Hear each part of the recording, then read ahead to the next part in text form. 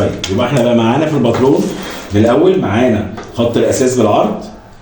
خلاص، خدنا قسمنا دوران الصدر، خدنا التقسيمه الاخيره قبل الاخيره، قبل الاخيره تاني، بعد كده خدنا التقسيمه الاخيره، وبعد كده خدنا عرض الكورساج. عرض الكورساج قاعده ثابته اللي هو بيقول ايه؟ بيقول نص محيط الصدر اللي هي 96 او ايا كان مقاس الصدر، نص محيط الصدر زائد 3 سم بيدينا ايه؟ بيدينا عرض الكورساج. وقفنا في النقطه دي، اسقطنا اعمده من نقطه قبل الاخيره الاولانيه ونقطه بعد ما طبقنا الورقه وخدنا اللقطه اللي هي بتاعت ايه؟ بتاعت النقطه دي والنقطه دي والنقطه اللي فوق بتاعت عرض الكورساج. يعني خدنا نقطه قبل الاخيره وقبل الاخيره ونقطه عرض الكورساج، اسقطنا منهم اعمده. خلاص 3. وعندنا عمود رابع مش مرسوم بالاسود اللي هو حرف الورقه على اليمين. خلاص، سمينا بقى الاعمده دي خط نص الامام، خط عرض الصدر. ان احنا اتفقنا ان احنا الجنب اليمين في الكورساج ده ظهر، الجنب الشمال صدر، والجزء اللي في النص ده اللي تحت الجيرو اللي هو هنتعلمه دلوقتي. خلاص، يبقى خط نص الامام، خط عرض الصدر، خط عرض الظهر، خط نص الظهر. تمام. بعد ما رسمنا كده احنا جينا من خط الاساس رسمنا، نزلنا ب1 سم اسفل خط الاساس.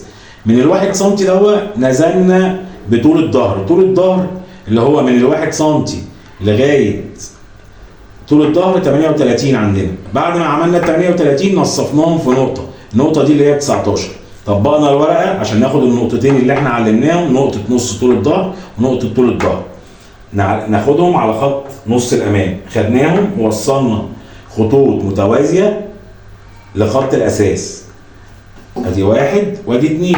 الخط الاولاني اللي هو على نقطه 19 سم اللي هو خط نص طول الظهر، اللي هو خط نص طول الظهر. طول الظهر كام؟ 18. نص طول الظهر كام؟ 19. ايا كان بقى ما بيظهر لنا الرقم على حسب المقاس اللي احنا واخدينه. يبقى النقطه اللي في النص بعد ما خدنا خط طول الظهر كامل، سواء احنا معانا هنا 38 سواء كان 40 39 كده يعني 41، فاحنا بننصف المسافه خط نص طول الظهر وخط اللي رسمناه تحت خط طول الظهر هو نفسه خط الوسط. تمام. وصلنا لغايه كده، وبعد كده شربت بق ميه وقلت هكمل. طيب واحنا بنكمل جينا من نقطه الاخيره الاولانيه خدنا 1 سم للشمال. ما انت شغال معايا، انت لو شغال معايا هتبقى كمان ممكن تبقى مسابقني. خدنا 1 سم للشمال وخدنا عليه 1 سم لفوق. بعد ما خدنا 1 سم لفوق رحنا على التقسيمه الاخيره الملاصقه لخط عرض الصدر، عشان كده قلنا هنحفظ الخطوط. خلاص، التقسيمه الاخيره اللي هي 6 سم النقطه بتاعتها طلعنا منها سنتي ونص لفوق، برضو قاعده ثابته. تمام. سيبناهم، جينا بقى على حرف الورقه على اليمين، عندنا خط نص طول الظهر وخط نص الظهر. نزلنا من النقطه بتاعت خط نص طول الظهر 5 سم. خلاص، ورحنا موصلين خط من نقطه ال1 سم ونص بنقطه ال5 سم، وجينا على على خط نص الامام. التقاطع بتاع خط نص الامام اللي هو بالطول ده، خط نص الامام مع خط نص طول الظهر اللي احنا قلنا عليه مهم بيتمركز حواليه غالبيه الباترون. خط نص طول الظهر اتقاطع مع خط نص الامام في نقطه قسنا 5 سم لفوق، ورحنا موصلينها بنقطه ال1 سم اللي هي بعد التقسيمه الاخيره. احنا خدنا 1 سم شمال و1 سم فوق، وصلناهم مع بعض، طلعوا لنا خطين جداد تاني، بقى خط كتف الظهر وخط كتف الامام. رسمنا الحرده بتاعت الكولا بتاعت الظهر. نزلنا من نقطه ال1 سم اللي هي في الاعلى على نقطه الاخيره اللي هي نقطه ال6 سم. احنا ما قربناهاش اصلا، احنا بعد ال6 سم دي خدنا نقطه 1 سم للشمال و1 سم لفوق عشان نعمل الكتف بتاع الظهر. خدنا بقى من النقطه بتاعت الكتف بتاعت ال1 سم نزلنا بيها على ايه؟ خط موازي اللي هو ال1 سم اللي احنا واخدينه اسفل خط الاساس. عندنا 1 سم اللي كنا قايسين منه خط طول الظهر. وصلنا لغايه كده. بعد كده جينا على خط نص طول الظهر، التقاطع بتاعه مع خط نص الامام، خط نص طول الظهر مع خط نص الامام. قسنا من هنا من النقطه دي نقطه التقاطع، ما ده خط نازل كده وخط نازل وخط بالعرض، خط عمودي وخط بالعرض. هنيجي من النقطه دي اللي هي نقطه التقاطع بتاعت خط نص الامام مع خط نص طول الظهر، قسنا 3 سم. دي قاعده ثابته برضه. 3 سم دي وصلناها، عملنا خط وصلناه بنقطه ايه؟ بنقطه تقاطع خط نص طول الظهر. شفت بقى خط نص طول الظهر معانا في كل حاجه، مع خط نص الظهر وصلناها في النقطه دي. الخط اللي معمول بالاحمر ده خط البنسل. هنكمل بقى.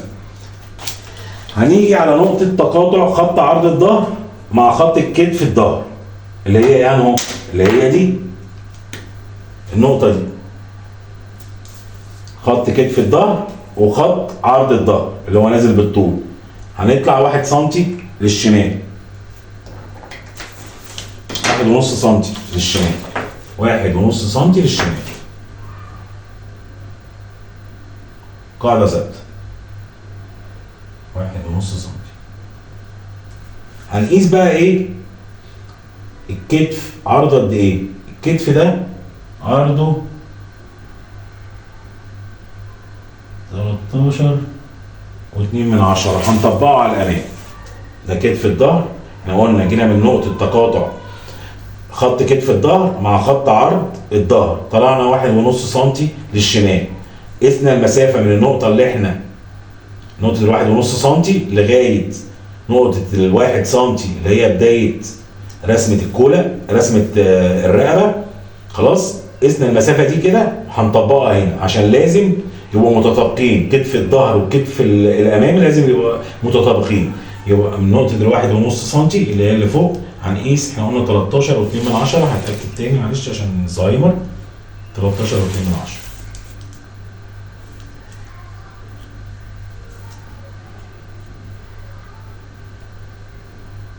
ما تزهقوش يا اخوانا، واحده واحده. انت بتشتغل كده ما تزهقش مني وانا بعيد. خلاص اهي احنا كده ايه، احنا هنرسم بقى ايه الجيرو. تمام. احنا طبقنا كتف الظهر بعد ما طلعنا 1.5 سم من تقاطع خط كتف الظهر مع خط عرض الظهر، طلعنا 1.5 سم. بعد كده من 1.5 سم قسنا الخط ده كله لغايه اللي هي بدايه حرده الرقبه اللي هي ال1 سم اللي احنا عاملينه فوق، قسناها. طب ورحنا قايسين ايا كان المقاس طبقناه ايه على كتف الامام. قلنا عشان يبقوا متطابقين، ولما يبقوا متطابقين يبقى الكولا حرده الرقبه قدام زي حرده الرقبه ورا، ما ينفعش يبقى في حاجه اكبر من الثانيه. هنيجي بقى هنا هناخد المسطره كده واحده واحده من النقطه اللي احنا عملنا بيها التطابق بتاع كتف الامام. هنمشي المسطره كده لغايه ما المسطره دي تتقاطع مع خط عرض الصدر اللي هو نازل من فوق. بناخد التقسيمه قبل الاخيره ناقص 3 سم. التقسيمه قبل الاخيره اللي هي ال 12 سم قبل 3 سم ناقص 3 سم اللي هي ايه؟ قاعده ثابته. اديني رسمتها اهي. خلاص 9 سم. جينا بعد ما طابقنا الكتف خدنا من النقطه بتاعت الكتف التقسيمه قبل الاخيره ناقص 3 سم اللي هي كام؟ 9 سم. 12 ناقص 3 9 سم على خط ايه؟ على خط عرض الصدر. يعني حطينا المسطره على خط كتف الامام من النقطه اللي هي بتاعت عرض الكتف بتاع الامام، وحركنا المسطره كده لغايه ما جت معانا ايه؟ كده وصلنا من النقطه دي لغايه ما جت معانا 9 سم. خلاص وصلنا 3 سم بقت 100 100. وصلنا قبل الاخيره ناقص 3 سم اللي هي 9 سم. تقاطعت مع خط عرض الصدر في نقطه. النقطه دي هننزل منها 3 سم. ماشي واحده واحده يا اخوانا عشان الجيرو غلس شويه. 3 سم. خلاص. يبقى من النقطه اللي احنا تقاطعنا بيها دي على خط عرض الصدر نزلنا من خط الكتف بعد ما طبقناه مع خط كتف الامام، بعد ما اتطابق مع خط كتف الظهر عملنا المقاس دوت طبقناه هنا بقى نفس المقاس، بقى عندنا نقطه. حطينا المسطره تاني معلش، حطينا المسطره عشان تتقاطع مع خط عرض الصدر من النقطه اللي احنا خدناها بتاعت الكتف. قيمه الخط دوت لازم يبقى قبل الاخيره ناقص 3 سم. قبل الاخيره عندنا هنا كام؟ 12 ناقص 3 سم. فافضل امشي المسطره اكني راكز ببرجل وباخد ايه؟ ال 9 سم. يعني انا لو حاطط برجل هنا وبمشي بيه كده، بعمل كده بالبرجل خدت ال 9 سم. خلاص. بعد كده جيت من نقطه التقاطع بتاعت الوتر اللي احنا نزلنا بيه دوت مع خط عرض الصدر حطيت كده ايه النقطه اهي بتاعت التقاطع، نزلت 3 سم. وبعد كده هعمل ايه؟ هعمل خط موازي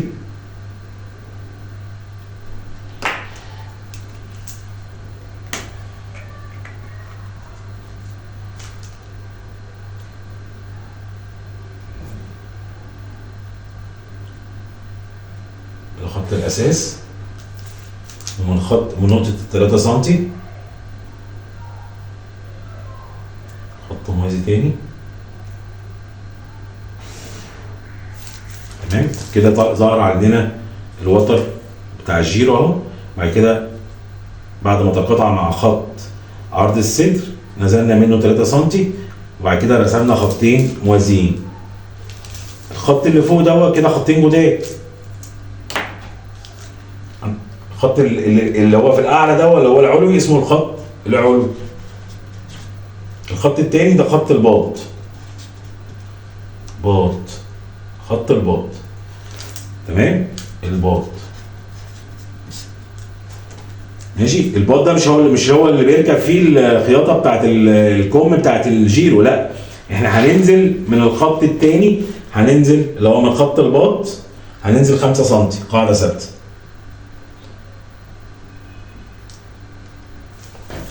وراح واخد ايه؟ خط موازي برضه لخط نص طول الظهر للخط الاساس. هو خط موازي جاي كده موازي، ولا عامل كده ولا عامل كده، خط موازي. يعني انا جاي من هنا نازل على نقطه ال 5 سم اهي، نزلت من هنا لهنا 5 سم، جيت من هنا كده من خط الباط. احنا زي ما اتفقنا بعد ما تقاطع الخط اللي نازل من الكتف، الوتر اللي نازل من الكتف، بعد ما طبقنا الكتفين نزل اللي هو قبل الاخيره ناقص 3 سم، تقاطع هنا. بعد كده قسنا من النقطه دي، قسنا 3 سم. ومن النقطه الاولانيه نقطه التقاطع خدنا خط موازي. بعد كده من نقطه 3 سم خدنا خط موازي. وجينا من النقطه من الخط اللي هو بتاع وسميناهم الخط الاولاني الخط العلوي، الخط الثاني خط الباط. قلنا خط الباط مش هو اللي بيركب فيه، ده الملاصق للباط، لكن مش هو اللي بيركب فيه الكم. بننزل بقى حاجه تاني منه 5 سم، خط اسمه خط عمق الحرده، هنعمله موازي لخط نص طول الظهر. ان هو خط نص طول الظهر في الاساس موازي لخط الاساس، موازي لخط طول الظهر اهو بالاسود.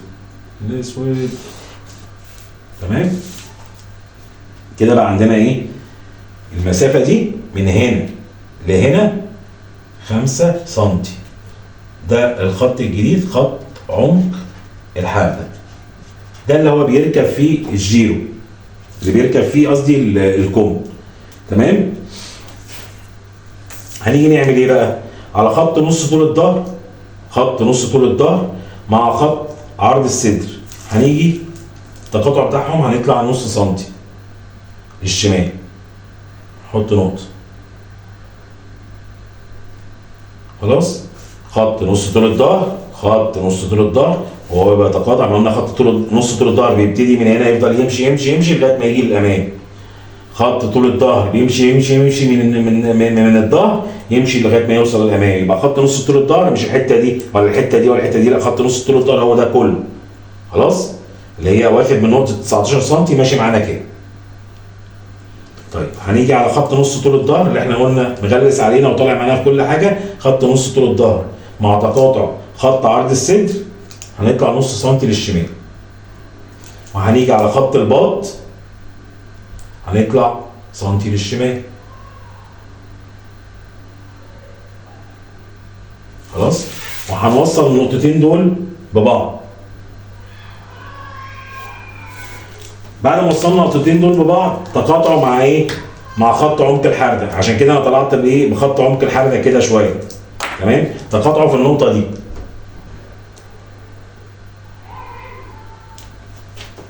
خلاص؟ يبقى الوتر اللي انا نزلت بيه من نقطه ال1 سم اللي طلعت بيها من عند خط الباط، نزلت بيه على نقطه النص سنتي اللي هي على خط نص طول الظهر. بعد احنا اتفقنا في الاول عندنا خط عرض الصدر، خط عرض الصدر وخط نص طول الظهر. تقاطعوا في نقطه، النقطه دي طلعنا منها نص سنتي ومن النص خلاص. وبعد كده جينا على خط الباط طلعنا سنتي، وجينا نقطه ال1 سم بنقطه نص سنتي نزلنا بايه؟ بوتر. اللي هو عملناه كده، تقاطعه في نقطه، النقطه دي هنطلع منها اللي هو تقاطعه مع ايه؟ مع خط عمق الحربه، هنطلع منها 3 سم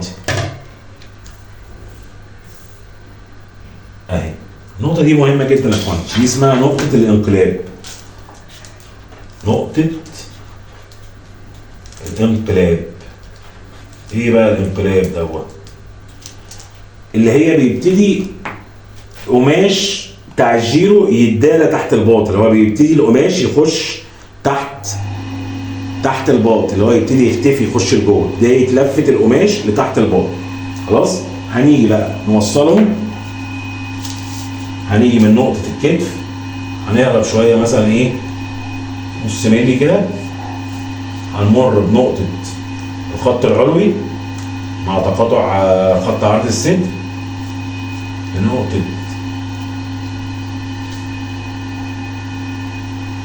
ال1 سنتي ونقطة الانقلاب،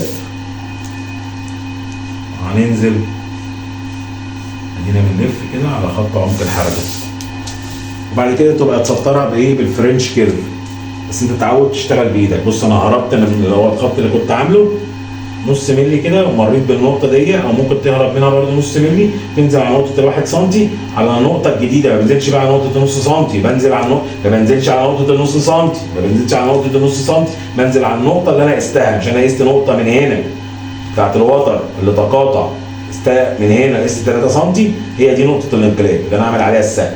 خلاص كده عملنا الجيرو بتاع الصدر، هنيجي بقى نعمل الجيرو بتاع الظهر. معلش يا اخوانا هو الجيرو تقيل شويه، بس انت لو بتشتغل معايا واحده واحده، وبعد كده هنغير المقاسات وهنشتغل واحده واحده برضو ايه، وهنقول لكم بقى ايه لو في حاجه بتتغير معانا في القواعد. هنيجي على خط نص طول الظهر، خط الجميل، خط نص طول الظهر مع ايه؟ مع خط عرض الظهر، خط نص طول الظهر مع خط عرض الظهر، تقاطعوا في نقطه يا عم الحاج.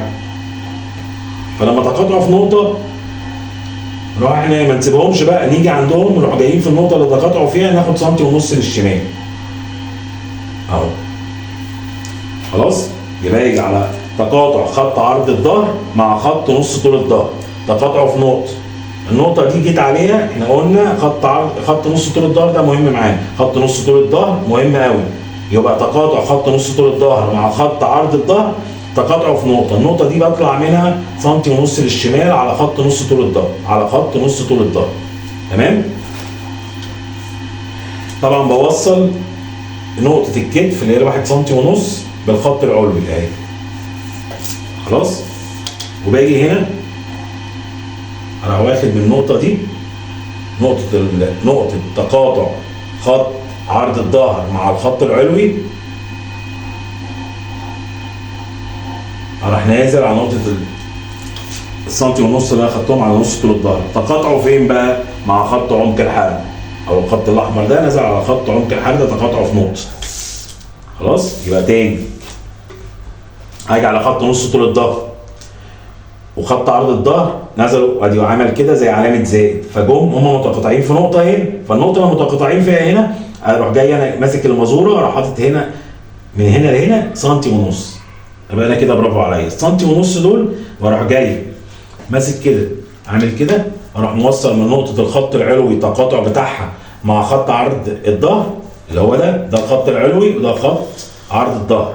احنا بنقول اسامي الخطوط كتير عشان هي دي الاسامي اللي بتوضح لنا، وانا هاجي انده على واحد اقول له يا محمد ولا لازم باسمه، يبقى كل حاجه لازم نحفظ اسمها، مع التكرار هتحفظ الاسم. يبقى الخط العلوي اللي احنا عاملينه متقاطع مع خط عرض الظهر في نقطه، النقطه دي بننزل منها على نقطه ال1 سنتي ونص اللي خدناها على خط نص طول الظهر، فتقاطع مع خط عمق الحرده في النقطه دي. طبعا بنوصل الوتر بتاع الكتف بنقطه تقاطع الخط العلوي مع خط عرض الظهر بس. فالنقطه اللي تقاطعوا فيها هنا بنطلع منها 4 سم. قلبت المسطره اهي، دي نقطه الانقلاب بتاع الجيرو، نقطه الانقلاب.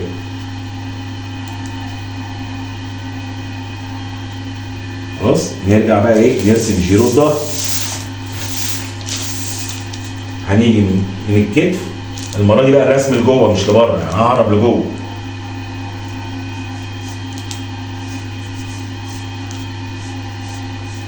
اهو، واجي على نقطه التقاطع بتاعت الخط العلوي مع خط عرض الظهر ومريت بيها اهو. بعد كده رحت نازل على نقطه الانقلاب،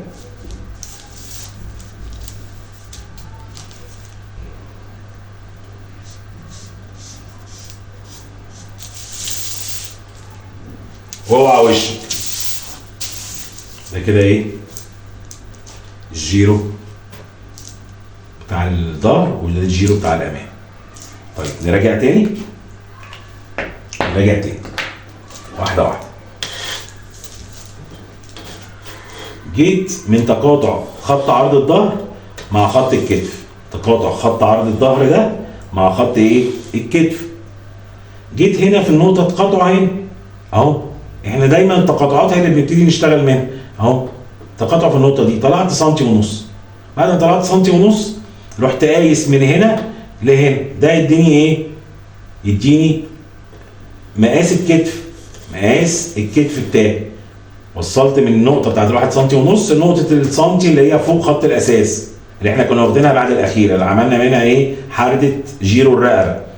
رحت قايس المسافه دي بتاعت كتف الظهر، رحت مطبقها على كتف الامام بالظبط، عشان لازم الكتفين يبقوا متطابقين. تقيله قوي كلمه متطابقين دي، بس ماشي خلاص. بعد ما طبقناهم جيت في نقطه اهو كتف على خط كتف الامام، باخد من هنا لهنا خط. الخط دوت بيبقى التقسيمه قبل الاخيره اللي هي 12 سم، ايا كان بقى لما بيبقى معانا الرقم هنا بنغيره، بس هي التقسيمه قبل الاخيره سواء جت 12 جت 13 زي ما تيجي، مش ال 12 دي مش ثابته عشان بس في ناس ايه ما تسرحش مني.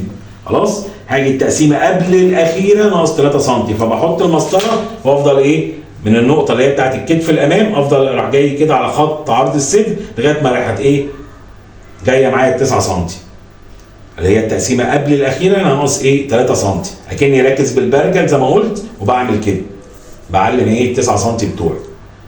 خلاص، فجيت في النقطه دي بعد ما خدت النقطه دي على خط عرض الصدر رحت موصل خط. جيت من النقطه دي بقى اللي هي بتاعت التقاطع بتاعت خط عرض الصدر مع الوتر اللي نازل بيه من الكتف، رحت نازل تحتيها من النقطه دي قست 3 سم تانيين. بعد كده رحت عامل ايه زي الشاطر، خطين موازيين، ادي خط وادي خط تاني. الفرق ما بين الخطين من هنا لهنا 3 سم زي ما احنا قلنا. الخط اللي فوق سميناه الخط العلوي، والخط اللي تحت سميناه خط ايه الباط، وقلنا ان خط الباط ده الملاصق للباط مش هو اللي بيركب فيه الكوم. خلاص، بعد ما عملنا الخطين موازيين معناها ايه؟ ان هم بالعرض ويبقى موازيين للخط الاساس، موازيين لخط نص طول الظهر، موازيين لخط طول الظهر.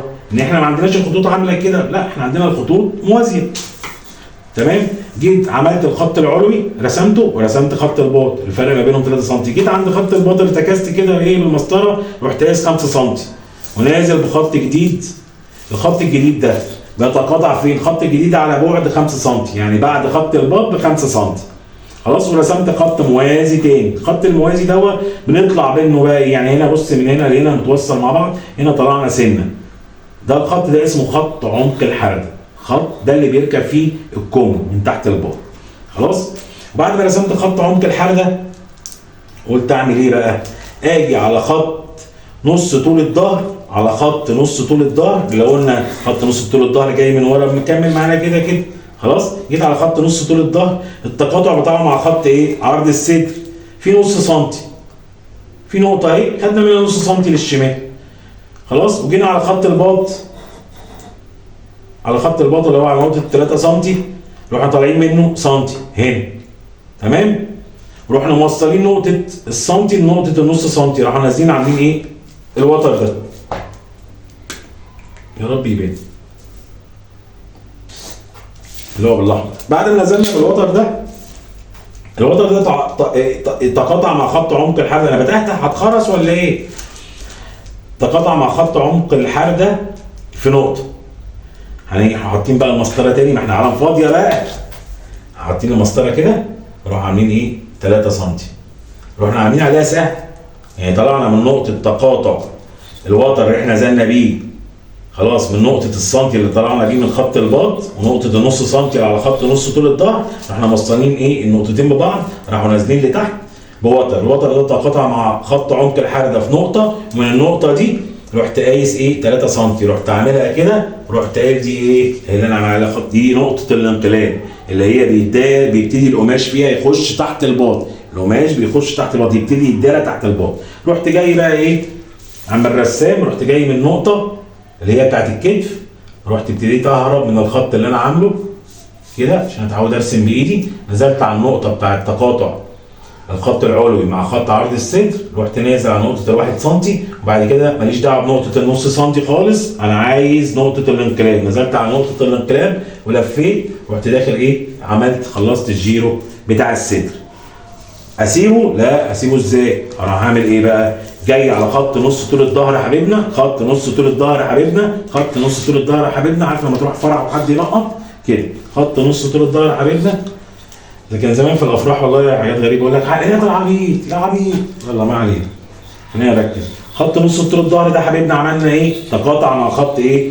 عرض الظهر اللي هو لازم اللي واخدينه من التقسيمه قبل الاخيره في الاول لو انت فاكر. خلاص التقسيمه قبل الاخيره ايه؟ الاولانيه خط عرض الظهر مع خط نص طول الظهر تقاطعوا في النقطه دي، شوف يا سلام تقاطعوا هنا. بعد ما تقاطعوا هنا احنا ايه نسيبهم؟ لا نسيبهم ليه؟ نروح جايين من عند نقطه التقاطع ناخده سنتي ونص للشمال، نروح عاملينهم ايه على خط نص طول الظهر معلمينها كده، نروح جايين النقطه دي اللي هي السنتي ونص للشمال موصلينها بنقطه تقاطع الخط العلوي ده، الخط العلوي ده مع خط عرض الظهر ده، خط عرض الظهر اللي نازل فوق ده مع خط العلوي ده، تمام اهو الخط العلوي ده كده مع خط عرض الظهر، وصلنا نقطه الواحد سنتي ونص هنا، ونزلنا بوتر. الوتر ده نزلنا بيه على ايه؟ على خط عمق الحرب. خط عمق الحرب ده احنا مبهدلينه مرمطينه معانا اهو، بس هو اللي مرمطنا خط نص طول الظهر. خلاص وجينا على نقطه التقاطع بتاعت الوتر اللي نزلنا بيه من فوق، خلاص عمل لنا جاي هنا في نقطه، النقطه دي طلعنا منها 4 سم عشان نعمل نقطه ايه؟ الانقلاب كفالة الشر يعني، اهي نقطه الانقلاب. خلاص طبعا جينا هنا عند نقطه تقاطع الخط العلوي مع خط عرض الظهر، كانوا في نقطه هنا وصلناهم بايه؟ بنقطه الواحد ونص سم اللي هي على الكتف اللي هي دي. وبعد كده ابتدينا بقى ايه؟ روح الفنان تطلع قدامي، اروح جاي من هنا نازل كده من فوق، قربت برده 3/4 مثلا ولا نص ملي، رحت لافف نازل على نقطه الانقلاب، رحت نازل كده كده عملت الجيرو بتاع الظهر. خلاص كده خلصنا الجيرو، الجيرو رخم شويه. طيب بعد ما خلصنا الجيرو هنعمل ايه بقى؟ نسكت؟ لا نسكت ليه؟ ان شاء الله ربنا يكرمنا واحده واحده. هنيجي هنا يبقى احنا اصبح عندنا هنا ايه؟ عندنا الكتف وعندنا الرقبه وعندنا جيرو الظهر وعندنا كتف الامام وعندنا كتف وجيرو الامام. طب هنيجي هنا بقى النقطه اللي هي ما بين خط عرض الصدر وخط عرض الظهر اللي هم الخطين اللي نازلين من قبل الاخيره وقبل الاخيره، هنيجي من هنا من تحت الجيرو عاملين ايه؟ نص المسافه و1 سم للشمال، ادي نص المسافه بتاعتنا كام؟ 6 سم وسنتي للشمال قاعده ثابته. تمام؟ يعني خدت نص المسافه اهي ما بين خط عرض الظهر وخط عرض الصدر، خط عرض الصدر وخط عرض الظهر، خدت نص المسافه ما بينهم طلعت 12 سم، يبقى احنا ناخد نص المسافه اللي هي 6 سم. خلاص وناخد ايه؟ سنتي للشمال كمان. خلاص يعني مش هنصصهم بالظبط، لا سنتي للشمال، نروح عاملين ايه؟ نازلين منهم عمود. عمود. طبعا القلمين دول بهدلوا ايدي. خلاص؟ هيتغيروا يعني. ماشي. نزلنا بعمود. العمود ده عمل لنا خط جديد اسمه خط ايه؟ خط الجنب. طبعا انت بترسم بقلم رفيع معايا، وهتجيب قلم زي ده وترسم بيه. انا برسم عشان اوضح لك في التصوير. برسم عشان اوضح لك في التصوير. مش عايزين فقاقه، انا بس اللي فقيق. ماشي؟ المهم ان هو اقنعني ان الليمه دي كويسه جدا وانا اقتنعت. ماشي، هنيجي على خط البنسه اللي احنا بقالنا كتير قوي سايبينه وما عبرناش امه من ساعه ما رسمناه. خط البنسه ما عبرناهوش خالص. هنيجي على خط البنسه اللي هو الخط المايل، احنا نزلنا 3 سم من خط نص طول الظهر، التقاطع بتاعه مع خط نص الامام. في نقطه هنا اهو نزلنا 3 سم، رحنا عاملين خط بالاحمر كده اسمه خط البنسه وسيبناه من اول الباترون. هنيجي على خط البنسه المايل ده نروح عاملين ايه؟ اشمعنى الخط ده عمل اللي هو الخط اللي احنا نزلنا بيه دوت ما بين الخطين سنتي وسنتي للشمال، هنا برده سنتي وسنتي للشمال. خلاص؟ يعني هننصف وسنتي للشمال. ادي نص المسافه 21، نص المسافه كام؟ 10 ونص.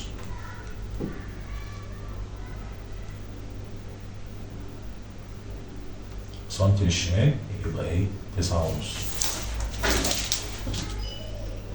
وننزل بخط عمودي جديد اسمه ايه؟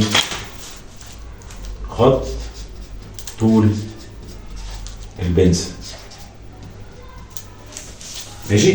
يعني جينا بقى بعد ما رسمنا الجيرو، اقول لكم على الخرز، بعد ما رسمنا الجيرو نصفنا المسافة ما بين خط عرض الصدر وخط عرض الظهر، خدناهم على خط حتى عمق الحركة اهو. خط عمق الحركة حاطين المسطرة كده، رحنا منصفين المسافة وخدنا سنتي للشمال. المسافة هنا عندنا 12، رحنا نصهم كام؟ 6، رحنا ايه واخدين سنتي للشمال، رحنا معلمين على الخمسة. احنا بننصف بناخد سنتي للشمال عشان ما نوجعش قلبنا. خلاص؟ ورحنا نازلين ايه؟ بخط عمودي سميناه خط ايه؟ الجنب. احنا لسه كل ده ما كسلناش حاجه، احنا ايه؟ بناخد الباترون الاساسي اللي هو يحضرنا ان احنا نعمل بعد كده ايه؟ نكسم ونعمل البنس. طيب هنيجي على خط البنسه اللي احنا كنا ناسيينه دوت، هنيجي عليه الخط المايل ده، نروح حاطين المسطره ونروح ايه؟ المسافه قد ايه؟ زي ما تكون انا هنا عندي 21، اروح منصفها 10 ونص واخد سنتي للشمال تبقى 9 ايه؟ ونص. عملت لنا خط، نزلنا بخط عمودي بقى على ايه؟ على النقطه اللي عملناها كده، تقاطع مع ايه؟ مع خط البنسه اللي هو بالعرض اسمه خط طول البنسه. خط طول البنسه. طيب هنا هنقف بقى. هنا احنا عندنا مقاس الصدر 96، لو عندنا مقاس الصدر 92 تمام، زي ما احنا شغالين في القاعده اللي هو ايه؟ هنصف المسافه واخد سنتي للشمال. خلاص؟ لكن لو اقل من 92 بناخد بس نص سنتي بس للشمال. دي قاعده ثابته. يعني 90 89 88 بدل ما ننصف المسافه وناخد سنتي للشمال، بناخد نص سنتي بس للشمال. لو اقل من 92 اللي هو دوران الصدر. تمام؟ برضه بقى ميه وارجع لكم.